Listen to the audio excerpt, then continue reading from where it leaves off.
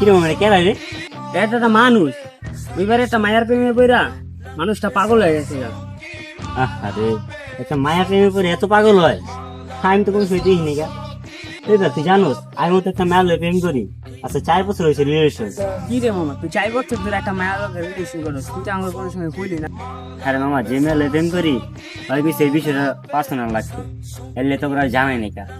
এই কথাও কইছে যে এবারে মেট্রিক পরীক্ষা দিয়া আমার বিয়া কর। আচ্ছা তোর প্রেমিকা কইছে পার্সোনাল ভাবে রাখতে, আচ্ছা তোর প্রেমিকারে ফোন দে তো দেখি কি কয়, দে।